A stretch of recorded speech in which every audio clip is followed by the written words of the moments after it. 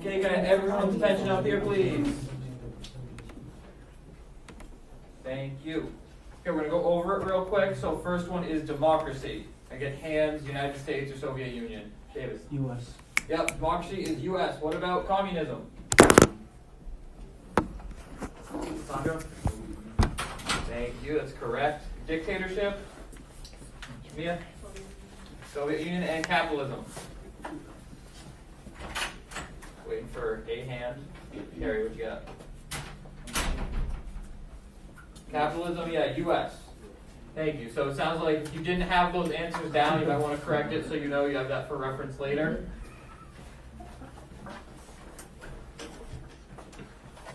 So today in class what we're going to be doing is first I'm going to go over a little mini lecture. I know not a lot of time in this class, someone standing in front of me talking, but that's what we're doing today. So you guys can practice your note-taking skills and see how it goes.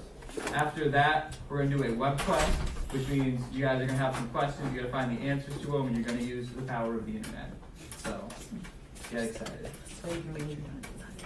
Oh, really? Before all that, like Ms. Finn said yesterday, we can't have desks touching the wall.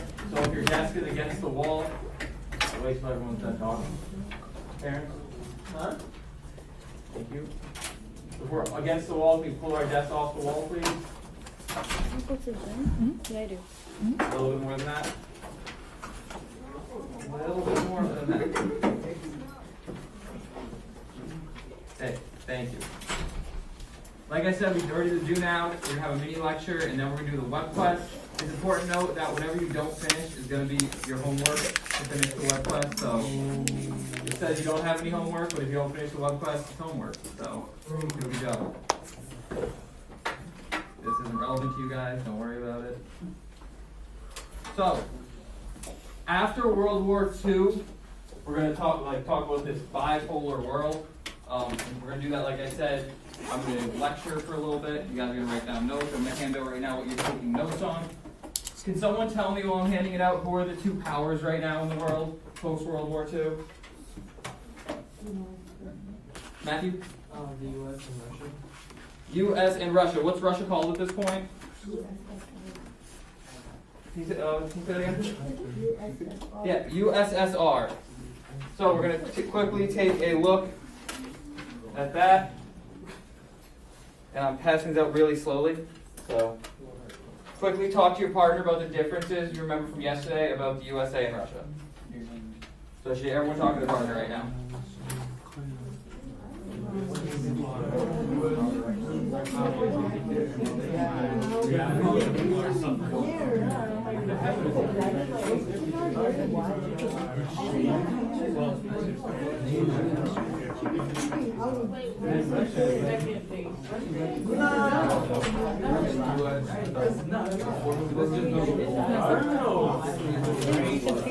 You do?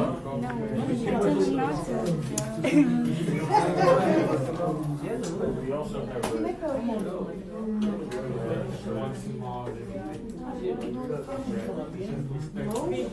yeah, it takes up about 75% of our whole net.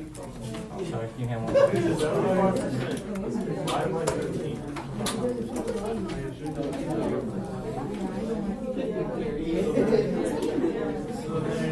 Okay, can everyone's attention back up here, please?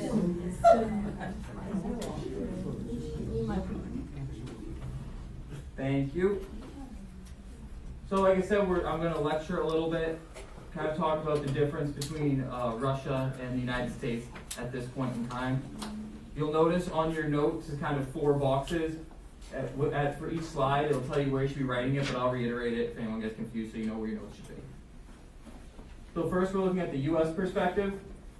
So I'm going to say a little bit. You only really have to write down what's up on the board. So make sure you get that down. If you want to add a little bit, you can, but this is what's most important. So from the U.S. perspective, after World War II, a big thing is only attack on U.S. was Pearl Harbor. So that first attack that brought U.S. into the war was the only time they were really fighting on U.S. soil. Otherwise, to them, to the people of the United States, it was like a foreign war. It wasn't happening in their country. It was happening in this far-off place. Next, fewer deaths, especially civilian deaths. kind of tied into that, we weren't fighting in the United States, we were fighting overseas. The people who died on the US side were the soldiers who were sent that way. No one was really dying within the US, it was soldiers who went away. So, not a lot of civilian deaths. Oh, sorry. And then the last bullet point up there, the richest, most powerful nation on earth, that was the United States at the end of World War II.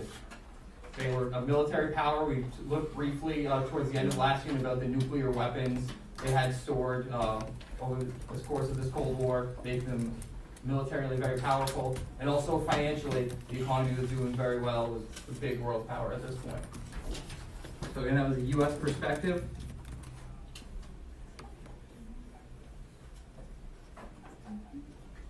Okay, and next off, U.S. goals. So this first bullet point, democracy in other countries prevent communist governments. So the idea of democracy kind of versus communism was these two, Russia and the United States had these two kind of conflicting ideas of democracy and communism. And so USA wanted to spread democracy to countries so they wouldn't take on communist governments. So it was the idea of if they're democratic, then they can't be communists.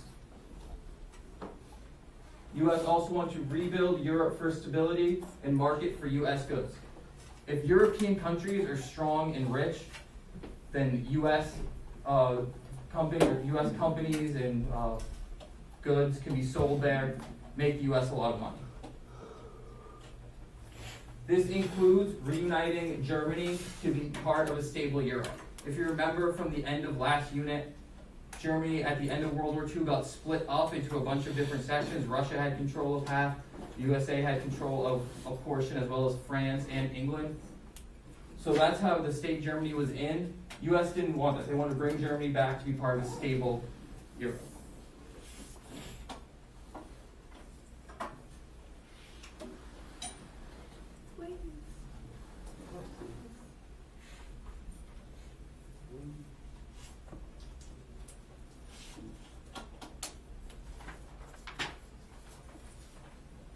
You guys, 10 more seconds to get that down, and then you can get it from partner if you don't have it at that point.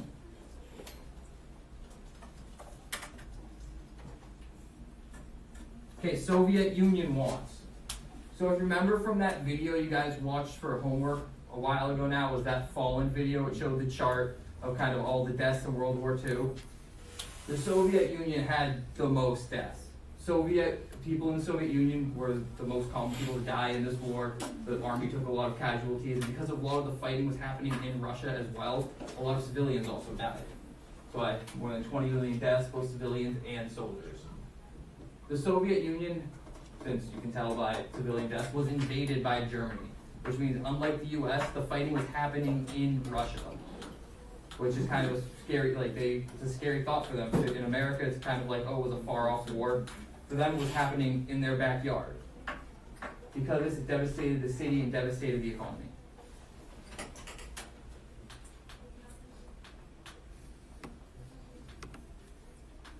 Got a second to get those down.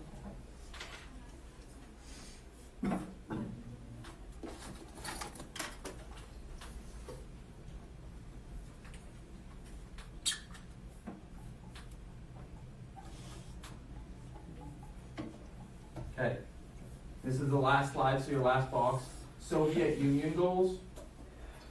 So communism in other countries for worldwide communist revolution. This is kind of contradicts that idea of America wanting to spread democracy, is Russia, so the Soviet Union, spreading communism. They're kind of conflicting ideas. If a country has a democratic government, that government cannot also be communist. It can't be both. So they want to spread their ways, they as in being the US and Russia, of government. Next, rebuild economy. The Russians want to rebuild their own economy. Like we said, the war happening within Russia kind of devastated their economy. So they were looking for a chance to build back up. Note that they're using Eastern Europe's resources as they needed. That next bullet point, they wanted to create a buffer zone.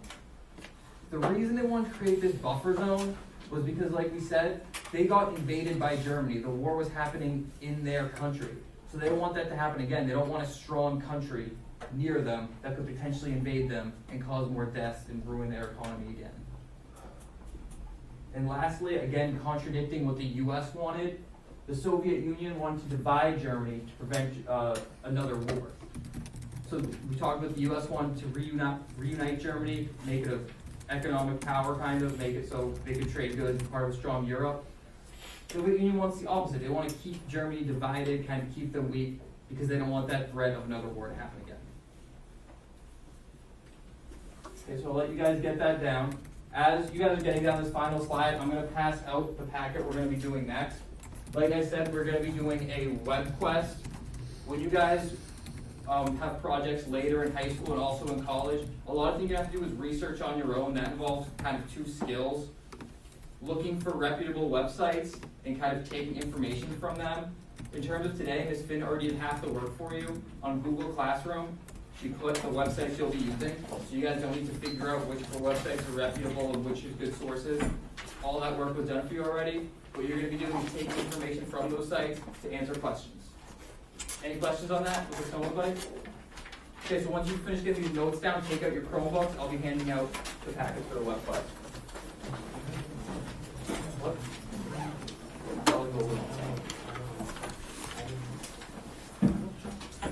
Where's your Chromebook?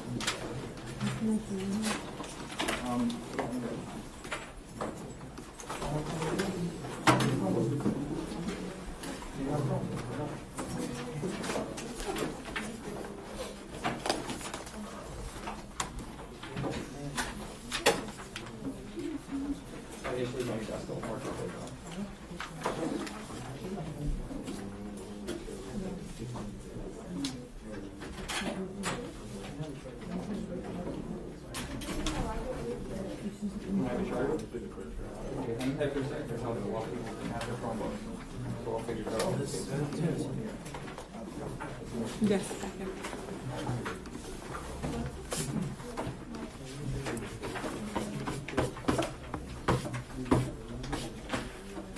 I'll hold that 1 second, okay?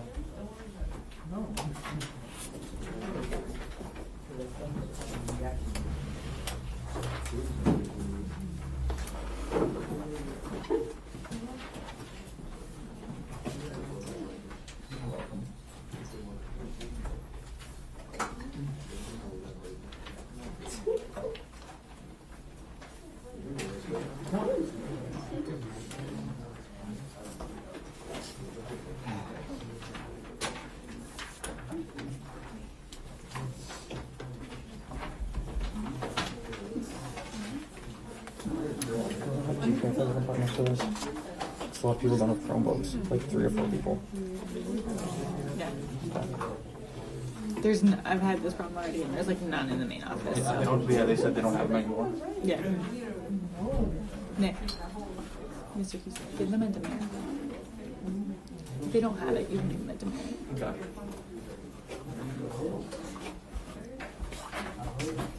You're right. Taking everyone's attention for a second. Now we all unpack it. I want to give a couple more directions so we can get started. Okay, so raise your hand if you don't have a Chromebook. I can't see any hands. Raise them high so I can count them. Parents, raise your hand. Do you have a Chromebook now? Raise your hand. 1, 2, so just 2 of you? Okay, that's actually not too bad. For this, we're going to work with partners. Everyone should have their own Chromebook open, going on Google Classroom themselves. They can ask questions to their partner if they can ask questions to the partner either way. If they don't have a Chromebook, they'll have to share. But if you have a Chromebook, you need to take it out and be working, all right? The links are all in Google Classroom to answer the questions. If you need any help, let me know. Otherwise, you guys can get started.